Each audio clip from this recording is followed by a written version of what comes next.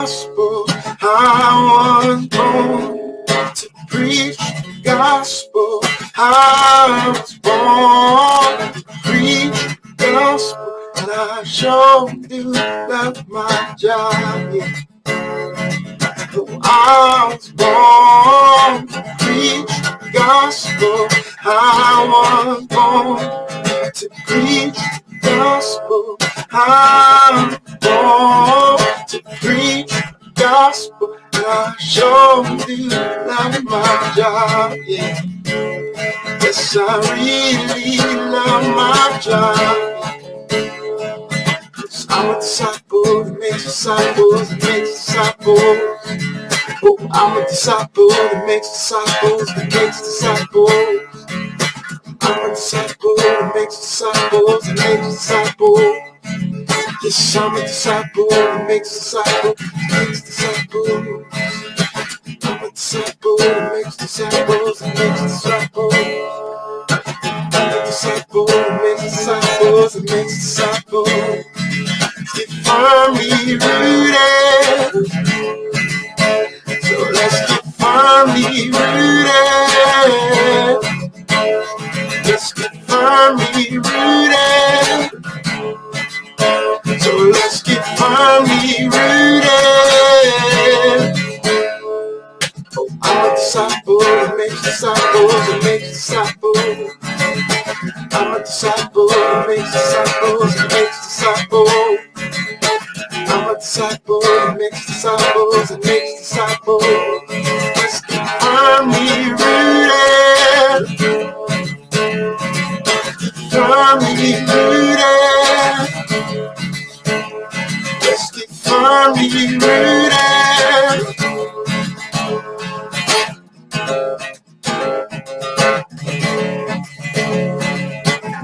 Yeshua, Yeshua, Yeshua, Yeshua, Yeshua, Yeshua. I'm a disciple that makes disciples, that makes disciples. We're disciples that make disciples, that make disciples. We are disciples that make disciples, that make disciples. We are disciples that make disciples, that make disciples. Let's keep firmly rooted. Firmly rooted.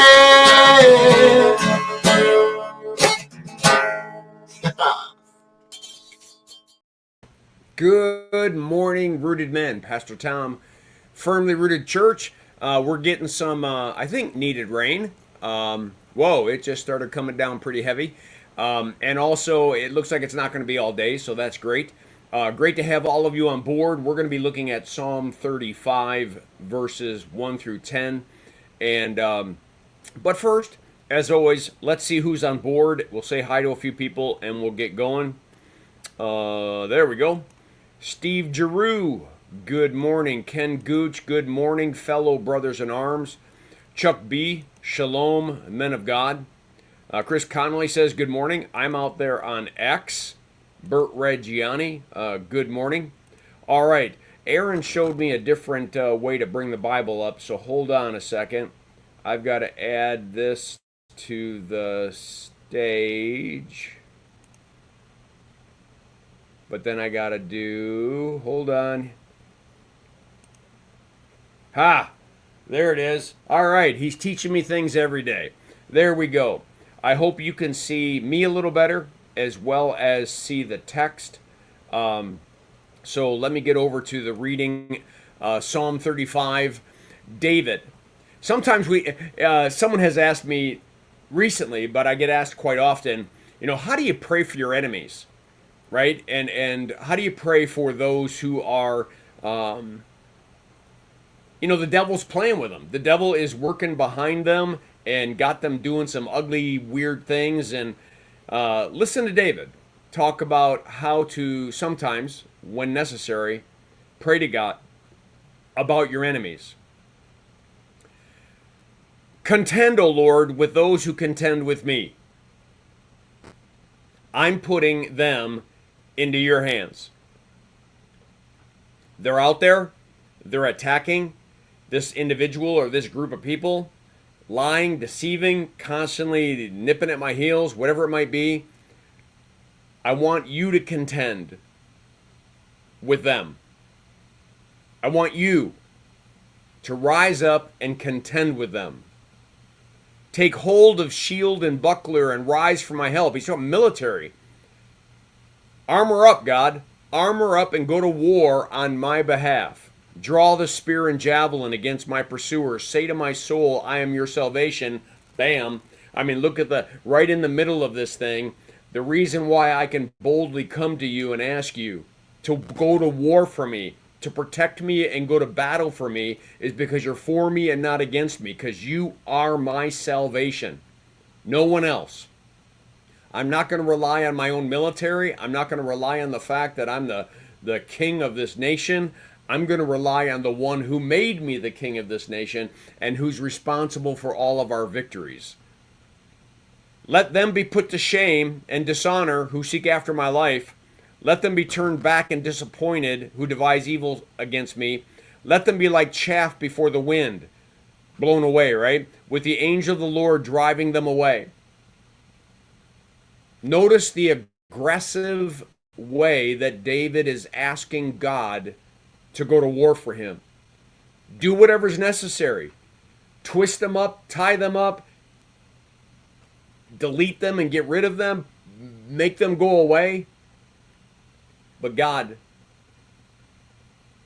contend for me in my needs in this world, no differently than you contended for me and saved me for eternal destiny with you.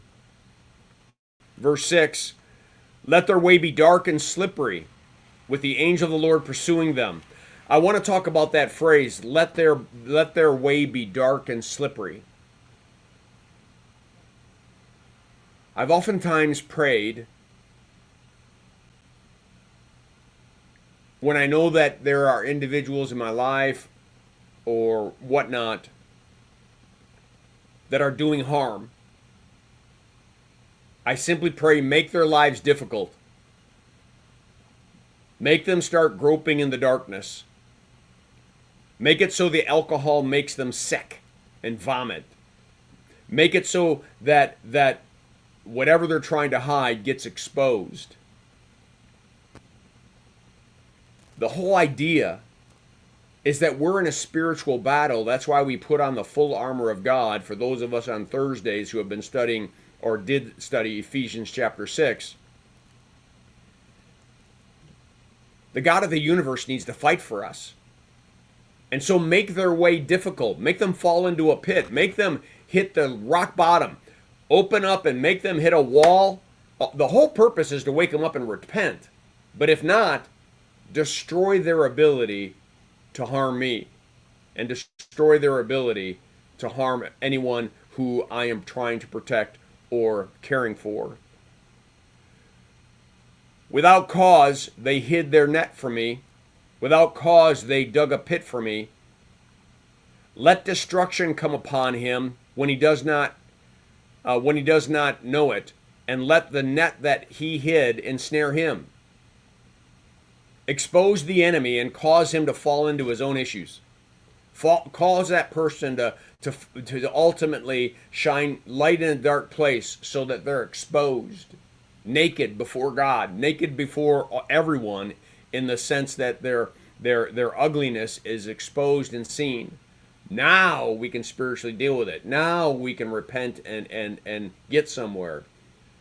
I just want you to see the militant way that David is saying, I need you to fight for me. Verse 9, then my soul will rejoice in the Lord, exulting in his salvation. Then, I know you're going to, because you're for me and not against me, that you can work all things out to the good, that my prayer aligns with your will. And so move heaven and earth to make something happen. Move heaven and earth to protect. Move heaven and earth to destroy my enemies. Move heaven and earth to change their minds. Move heaven and earth to get them out of my life. Cause them to fall into their own pit.